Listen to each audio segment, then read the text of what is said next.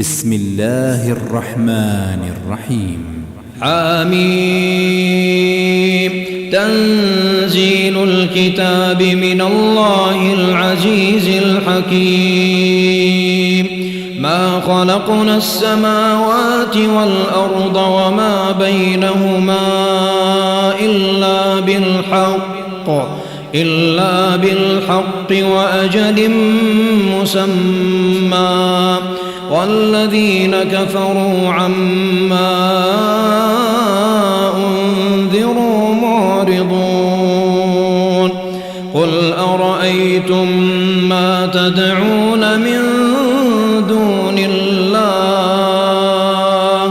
أروني ماذا خلقوا من الأرض أم لهم شرك في السماوات ائتوني بكتاب من قبل هذا أو أثارة من علم إن كنتم صادقين. ومن أضل ممن يدعو من دون الله من لا يستجيب له إلى يوم القيامة وهم عن دعائهم غافلون. وإذا حشر الناس كانوا لهم أعداء وكانوا بعبادتهم كافرين. وإذا تتلى عليهم آياتنا بينات قال الذين كفروا للحق لما جاءهم هذا سحر مبين أم يقولون افتراه قل إن افتريته فلا تملكون لي من الله شيئا هو أعلم بما تفيضون فيه كفى به شهيدا بيني وبينكم وهو الغفور الرحيم. قل ما كنت بدعا من الرسل وما أدري ما يفعل بي ولا بكم إن أتبع إلا ما يوحى إلي وما أنا إلا نذير مبين. قل أرأيتم إن كان من عند الله وكفرتم به وشهد شاهد من بني إسرائيل على مثله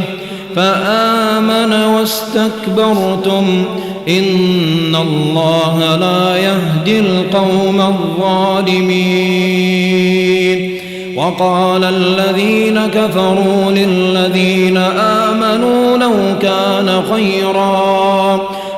كان خيرا ما سبقونا إليه وإذ لم يهتدوا به فسيقولون هذا إفك قديم. ومن قبله كتاب موسى إماما ورحمة وهذا كتاب مصدق لسانا عربيا لينذر الذين ظلموا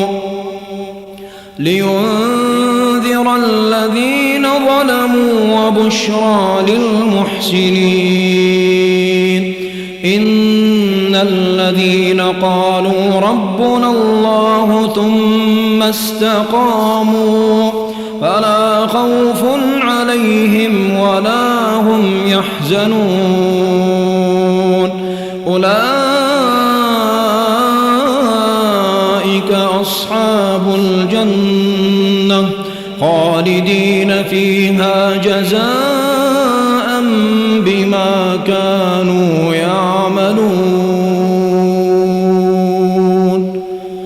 ووصينا الإنسان بوالديه إحسانا حملته أمه كرها ووضعته كرها وحمله وفصاله 30 شهرا حتى إذا بلغ أشده وبلغ 40 سنة قال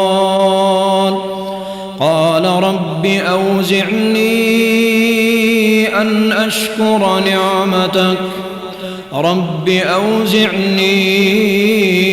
أن أشكر نعمتك التي أنعمت علي وعلى والدي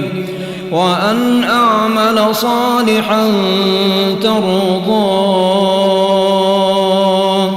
وأصلح لي في ذريتي إني تبت إليك وإني من المسلمين أولئك الذين نتقبل عنهم أحسن ما عملوا ونتجاوز عن سيئاتهم في أصحاب الجنة وعد الصدق الذي كانوا يوعدون والذي قال لوالديه أف لكما أتعدانني أن أخرج وقد خلت القرون من قبلي وهما يستغيثان الله ويلك آمن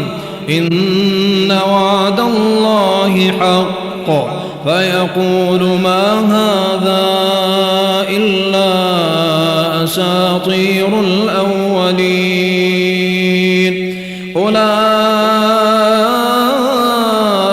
الذين حق عليهم القول في أمم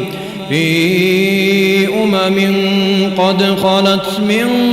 قبلهم من الجن والإنس إنهم كانوا خاسرين ولكل درجات مما عملوا وليوفيهم أعمالهم وهم لا يظلمون ويوم يعرض الذين كفروا على النار أذهبتم طيباتكم في حياتكم الدنيا واستمتعتم بها فاليوم تجزون عذاب الهون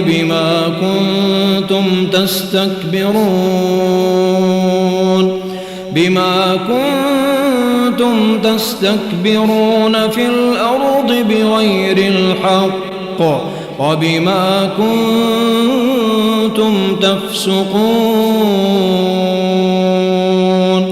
واذكر أخا عاد إذ أنذر قومه بالأحقاف وقد خلت النذر من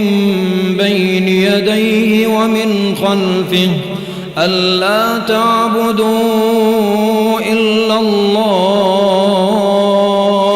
إني أخاف عليكم عذاب يوم عظيم قالوا أجئتنا لتأفكنا عن آلهتنا فأتنا بما تعدنا إن كنت من الصادقين قال إنما العلم عند الله وأبلغكم ما أرسلت به ولكني أراكم قوما تجهلون فلما رأوه عارضا مستقبل أوديتهم قالوا هذا عارض ممطرنا بل هو ما استعجلتم به ريح فيها عذاب أليم تدمر كل شيء بأمر ربها فأصبحوا لا يرى إلا مساكنهم كذلك نجزي القوم المجرمين ولقد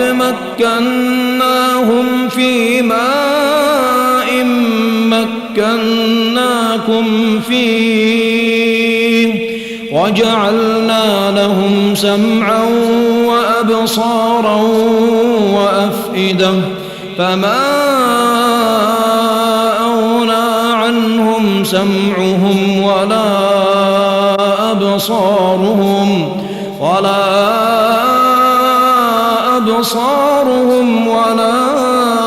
أفئدتهم من شيء إذ كانوا يجحدون بآيات الله وحاق بهم ما كانوا به يستهزئون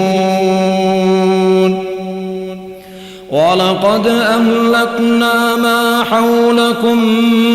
من القرى وصرفنا الآيات لعلهم يرجعون فلولا نصرهم الذين اتخذوا من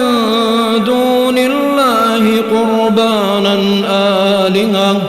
بل ضلوا عنهم وذلك إفكهم وما كانوا يفترون وإذ صرفنا إليك نفرا من الجن يستمعون القرآن فلما حضروه قالوا أنصتوا فلما قضي ولوا إلى قومهم منذرين قالوا يا قومنا إنا سمعنا كتابا أنزل من بعد موسى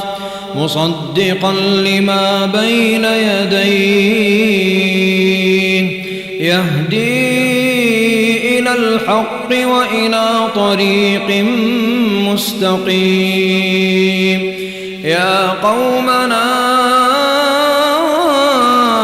أجيبوا داعي الله وآمنوا به يغفر لكم من ذنوبكم ويجركم من عذاب أليم ومن لا يجب داعي الله فليس بمعجز في الأرض وليس له من دونه أولياء أولئك في ضلال مبين أولم يروا أن الله الذي خلق السماوات والأرض ولم يعي بخلقهن بقادر على أن يحيي الموتى بلى إنه على كل شيء قدير ويوم يعرض الذين كفروا على النار